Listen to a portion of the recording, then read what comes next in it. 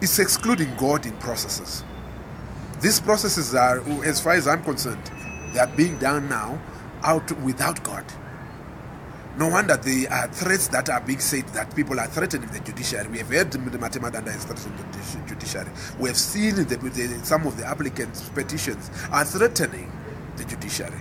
So this is, when you have threats being done or to the judiciary, when you have these processes excluding God, the fear of God is the first step of wisdom, they say.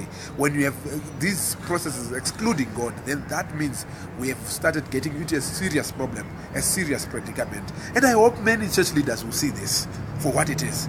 And I hope they will start to think really seriously about this junta government that is ruling us. And even if then it is sanitized by a rigged election, and then when it is sanitized maybe by a dubious ruling, then we must be starting to think about the future really even of Christianity. We may be saying this in a prophetic manner that we may be in trouble as Christians.